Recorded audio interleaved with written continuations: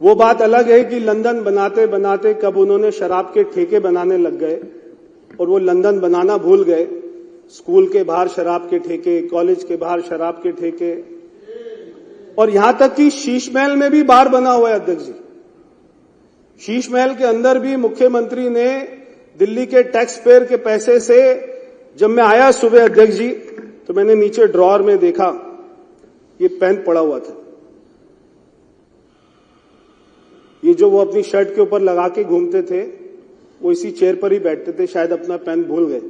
मैं आपको दूंगा, बाद में उनके पास में पहुंचा दीजिएगा। वो ये पेन लगाते थे शर्ट के ऊपर में 5 रुपए का, और आप उनका महल देखेंगे अगर तो आपको लगेगा दुबई के शेख का एक ऐसा महल है।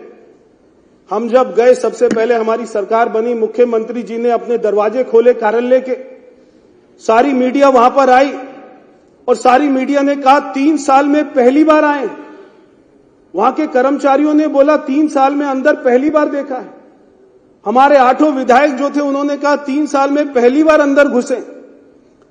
यानी मुख्यमंत्री का कार्यालय जिसमें करोड़ों रुपया लगा हुआ है, वो व्यक्ति ये 5 रुपए का रिनॉल्ट का पेन लगाकर और अपनी शर्ट का बटन जो है टेढ़ा मेढ़ा बंद कर और वो इतना करोड़ों रुपया खर्च करता था।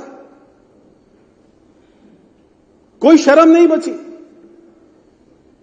और वो अपने व्यक्ति को, अपने आप को क्या नहीं किया उसने, किस किस को नहीं बेचा। बच्चों की झूठी कसम तो खाई खाई, हमारी मां यमुना की भी झूठी कसम खाई तो खाई, मगर चुनाव के दिन में 5 तारीख को वो व्यक्ति ने अपने मां बाप को भी नहीं छोड़ा। उनके पिताजी तो चलते फिरते आदमी हैं, और हमें एक चैनल ने बताया कि जब वो व्हील चेयर पर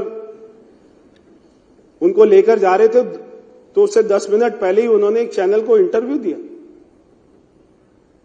केजरीवाल अपने मां बाप को भी मार्केटिंग करने से नहीं छोड़ता है। वो उनको व्हील चेयर पर लेके गया ताकि उनको सिंपैथी मिले। अरे सड़कें बना दी होती, सीवर लाइन ठीक कर दी होती, नाले साफ कर दिए होते, यमुना साफ कर दी होती, तो ये सारे झूठी कस्में, झूठे ये सारी मार्केटिंग ये करने की जरूरत नहीं पड़ती। ये शीश महल बनाना और ऐसा आलीशान ऑफिस बनाना और ऐसी महंगी महंगी गाड़ियों में घूमना और ये प्राइवेट चार्टर में घूमना, अगर व्यक्ति, मैं जब गया था हमारी माननीय मुख्यमंत्री जी के दफ्तर में, मैं बैठा वहां पर, तो मैं 5 मिनट के बाद में मेरा मन किया कि मैं उठकर चला जाऊं, क्योंकि मुझे लगा कि जो इस कमरे में इतने अच्छे दफ्तर में बैठेगा वो तो दिल्ली की सड़कों पर जा ही नहीं सकेगा। हम जहां पर जरूरतमंदों के लिए सोशल वेलफेयर स्कीम भी लेकर आएंगे, उसी के साथ साथ एस्पिरेशनल दिल्ली के लिए हम बहुत सारी योजनाएं भी लेकर आएंगे। हमने कहा, और ये प्रधानमंत्री जी ने कहा कि 2500 रुपये महिलाओं को मिलेगा, तो 2500 रुपये महिलाओं को मिलेगा। ये प्रधानमंत्री जी ने कहा। भारतीय जनता पार्टी के मैनिफेस्टो में हमने लिखा कि दिल्ली के जरूरतमंद लोगों के, उनके घरों में होली दिवाली पर एक फ्री का सिलेंडर आएगा और पूरे साल 500 रुपए का सिलेंडर मिलेगा। ये भारतीय जनता पार्टी ने कहा है, तो इसको दुनिया की कोई ताकत होने से रोक नहीं सकती। हम झुग्गी बस्ती में शौचालय भी बनाएंगे। आज मैं देखता हूं अनिल शर्मा जी के वहां पे इतनी झुग्गियां हैं, और मैं समझता हूं सारे सदस्यों के यहां पे इतनी झुग्गियां हैं, और आप भी देखते होंगे। और आपको ये जानकर हैरानी होगी कि नई दिल्ली विधानसभा, जो मैंने सारी बातें बताई, पार्लियामेंट भी है, उपराष्ट्रपति जी भी रहते हैं, प्रधानमंत्री जी भी रहते हैं, राष्ट्रपति जी भी रहते हैं, एम्बेसी भी है, वो नई दिल्ली विधानसभा, वहां पे 24 झुग्गियां बस्तियां हैं, वहां पे 16 धोबी घाट है, और वहां पे अध्यक्ष जी 500 लोगों के लिए केवल 2 शौचालय हैं। आप सोचिए, सुबह 4 बजे 5 बजे सर्दी के समय में औरतें, 500 में से 250 औरतें वो 2 शौचालयों को क्या करते होंगे। ये मुख्यमंत्री को कभी चिंता नहीं होती थी। वो शीश महल में लेटा रहता था, सारे लोग मर रहे थे, सारे लोग मर रहे थे। और तो और अध्यक्ष जी, जब मैं एक बार, हमारे यहां पे बंगाली कैंप है, जब मैं बंगाली कैंप में गया, और मैं बताना चाहता हूं एक वहां पे विधवा बहन मिली जिनका नाम था मोनी दास। वो मेरे को मोनी दास हमारी बहन ये बोली कि बेटा मेरे 2 बेटे थे और एक बेटा था रवि दास, एक बेटा था मनोज दास और उनकी उम्र 37 साल और 31 साल। और जो है रवि दास के 2 बच्चे थे, पीयूष दास और वैभव दास, जो कि 5 और 6 साल के बच्चे। उनके दोनों बेटे, जो विधवा माता है, उनके दोनों बेटे शराब पॉलिसी में ज्यादा शराब पीने लग गए और दोनों बेटों ने शराब पॉलिसी में, शराब के चक्कर में दोनों ने दम तोड़ दिया। आज वो महिला अकेली है। और वहीं एक मेरे यहाँ पे झुग्गी बस्ती है प्रिंसेस पार्क, वहां पे दलित समाज की एक वहां पे महिला है बरखा मेहरोलिया। उनकी उम्र मात्र 36 साल है। हस्बैंड थे संदीप मेहरोलिया 39 साल के, 2 बच्चे हैं 14 साल 12 साल के।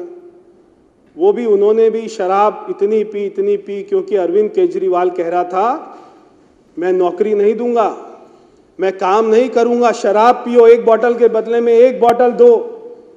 और उसका पति भी मर गया।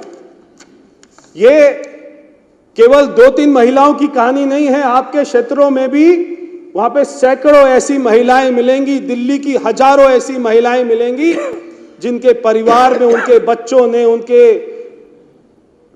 बाप ने, उनके हस्बैंड ने दम तोड़ दिया शराब पी कर, केवल अरविंद केजरीवाल की पॉलिसी के चक्कर में। इसलिए हमारी सरकार कहती है कि अगर हम सारी झुग्गी बस्ती में शौचालय भी बनाएंगे तो दिल्ली में मेट्रो का विस्तार भी करेंगे, हम हमारी संस्कृति को मजबूत करेंगे। कल मुझे बहुत अच्छा लगा, कुछ हमारे सदस्यों ने अपने अपने क्षेत्रों का नाम बदलने की बात करी। बहुत अच्छी बात। ये नाम बदलना कोई विकास नहीं रोकता है, ये नाम बदलना हमारी संस्कृति को वापस लेकर आता है। हमारी संस्कृति जो देश में अतिक्रमण करने वाले मुगलों ने अपने पैरों से रौंद दी थी, उसको भी वापस लेकर आता है। नाम बिल्कुल बदलेंगे, मगर नाम के साथ में काम भी करेंगे। हम अपनी संस्कृति को भी मजबूत करेंगे तो अर्थव्यवस्था को भी मजबूत करेंगे। हम दिल्ली का हित भी देखेंगे और देश का हित भी देखेंगे। अध्यक्ष जी, ये लोग कहते थे कि पढ़ाकू सरकार देंगे। पढ़ाकू तो नहीं दी, लड़ाकू सरकार दे दी। पूरा दिन लड़ते रहते थे। मेरे को लगता है कि सुबह चाय की प्याली बाद में पीते होंगे, पहले सुबह उठ के ये सोचते होंगे आज किसके ऊपर में भ्रष्टाचार का आरोप लगाना है, कैसे भ्रष्टाचार करना है, किससे लड़ाई करनी है, कौन से विज्ञापन देने हैं, क्या झूठ बोलने हैं, किससे झगड़ा करना है, कैसे पीएम साहब को गाली देनी है, कैसे एलजी साहब को गाली देनी है, वो ये सोचते होंगे। ये बहुत ही बड़ी विडंबना रही दिल्ली की कि हमको दिल्ली में एक ऐसी सरकार मिली। क्योंकि मैं पीडब्ल्यूडी मंत्री हूं तो मैं उसी भाषा में यहां पर कहना चाहता हूं। और मैं देख रहा था जो यहां पे 280 में 2 दिन से सारे सदस्य बोल रहे थे, वो ज़्यादातर मेरे मंत्रालय के बारे में ही कह रहे थे। तो मैं पीडब्ल्यूडी मंत्रालय मंत्री होने के नाते उसी भाषा में कहना चाहता हूं कि दिल्ली के विकास का हाईवे, ये जो आपदा की सरकार ने